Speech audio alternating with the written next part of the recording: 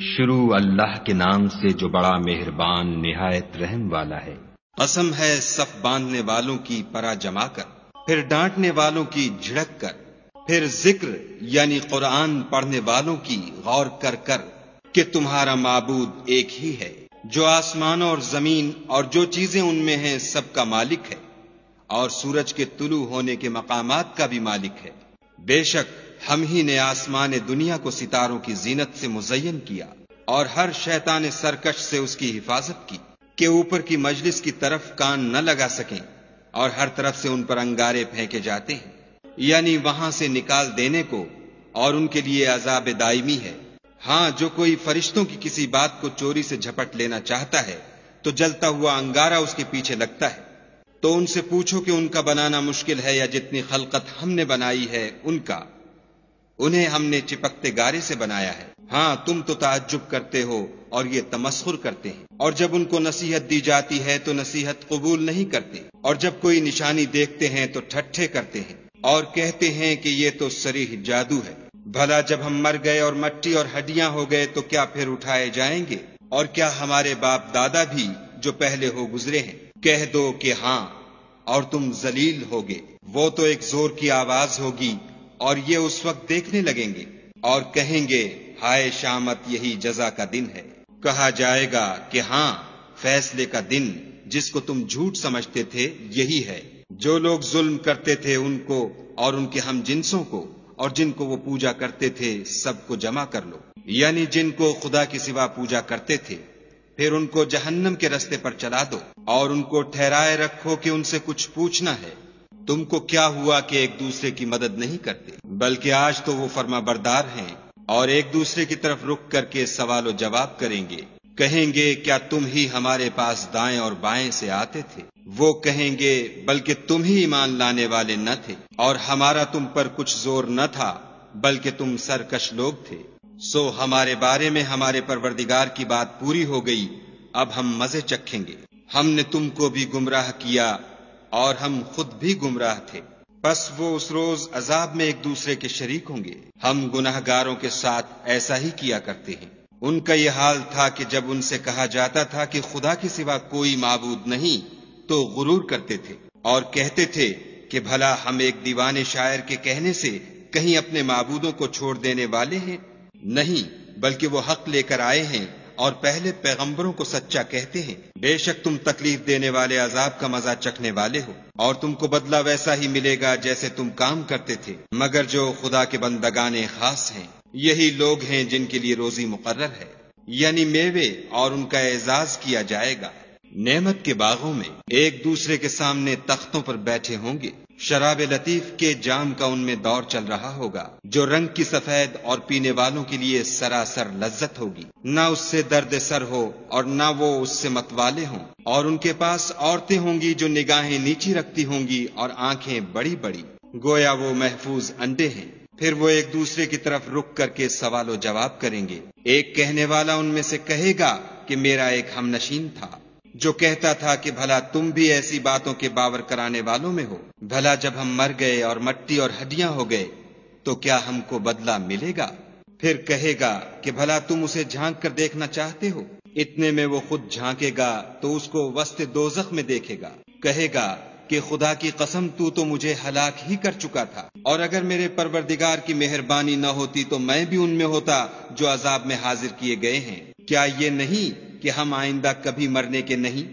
ہاں، جو پہلی بار مرنا تھا سو مر چکے، اور ہمیں عذاب بھی نہیں ہونے کا۔ بے شک یہ بڑی کامیابی ہے۔ ایسی ہی نعمتوں کے لیے عمل کرنے والوں کو عمل کرنے چاہیے۔ بھلا یہ مہمانی اچھی ہے یا تھوہر کا درخت؟ ہم نے اس کو ظالموں کے لیے عذاب بنا رکھا ہے۔ وہ ایک درخت ہے کہ جہنم کے اسفل میں اگے گا، اس کے خوشے ایسے ہوں گے جیسے شیطانوں کے سر، سو وہ اسی میں سے کھائیں گے اور اسی سے پیٹ بھریں گے۔ پھر اس کھانے کے ساتھ ان کو گرم پانی ملا کر دیا جائے گا، پھر ان کو دوزخ کی طرف لوٹایا جائے گا۔ انہوں نے اپنے باپ دادا کو گمراہ ہی پایا، سو وہ انہی کے پیچھے دوڑے چلے جاتے ہیں، اور ان سے پیشتر بہت سے پہلے لوگ بھی گمراہ ہو گئے تھے، اور ہم نے ان میں متنبع کرنے والے بھیجے، سو دیکھ لو جن کو متنبع کیا گیا تھا ان کا انجام کیسا ہوا۔ ہاں، خدا کے بندگان خاص کا انجام بہت اچھا ہوا۔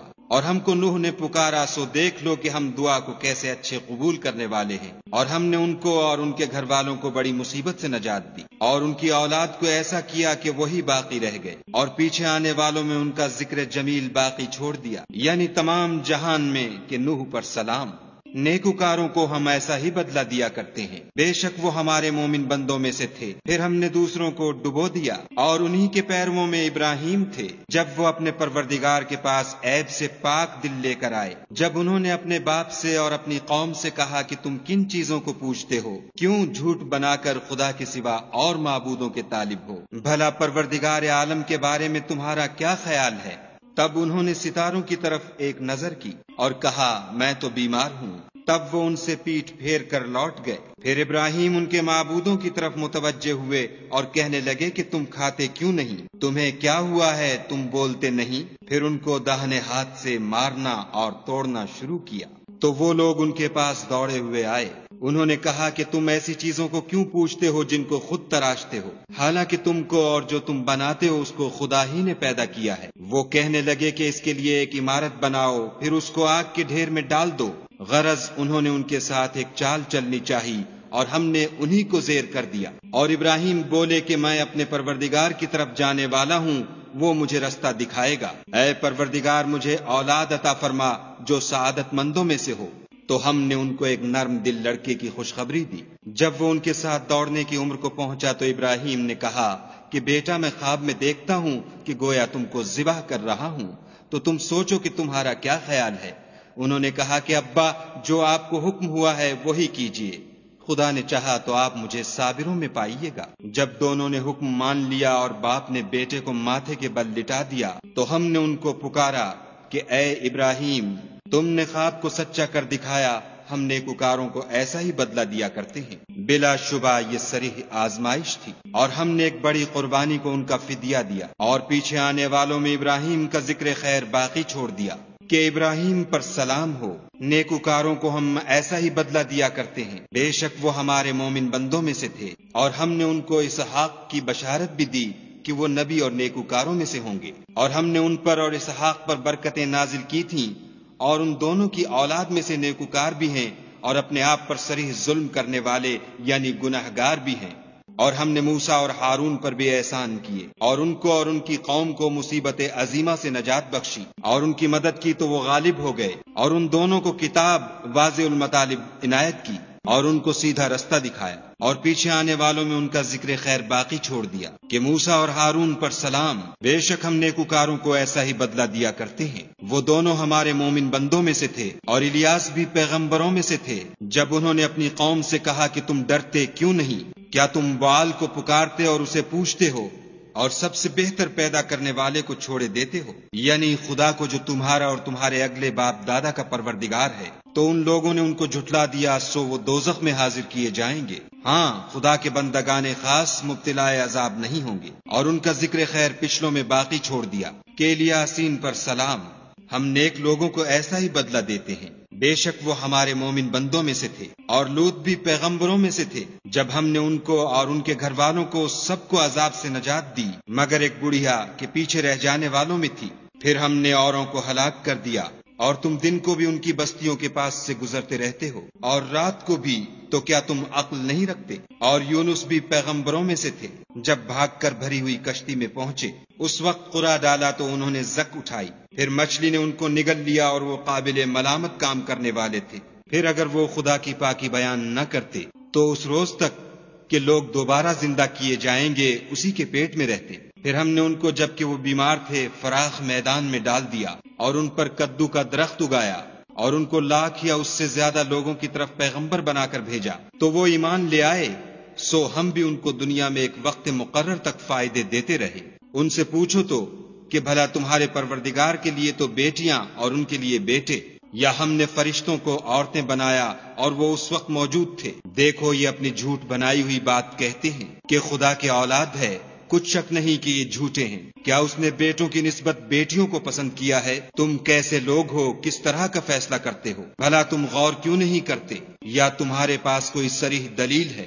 اگر تم سچے ہو تو اپنی کتاب پیش کرو۔ اور انہوں نے خدا میں اور جنوں میں رشتہ مقرر کیا، حالانکہ جنات جانتے ہیں کہ وہ خدا کے سامنے حاضر کیے جائیں گے۔ یہ جو کچھ بیان کرتے ہیں خدا اس سے پاک ہے، مگر خدا کے بندگان خالص مبتلا عذاب نہیں ہوں گے۔ سو تم اور جن کو تم پوجتے ہو خدا کے خلاف بہکا نہیں سکتے مگر اس کو جو جہنم میں جانے والا ہے۔ اور فرشتے کہتے ہیں کہ ہم میں سے ہر ایک کا ایک مقام مقرر ہے، اور ہم صف باندھے رہتے ہیں اور خدا پاک ذات کا ذکر کرتے رہتے ہیں۔ اور یہ لوگ کہا کرتے تھے کہ اگر ہمارے پاس اگلوں کی کوئی نصیحت کی کتاب ہوتی تو ہم خدا کے خالص بندے ہوتے، لیکن اب اس سے کفر کرتے ہیں، سو ان قریب ان کو اس کا نتیجہ معلوم ہو جائے گا۔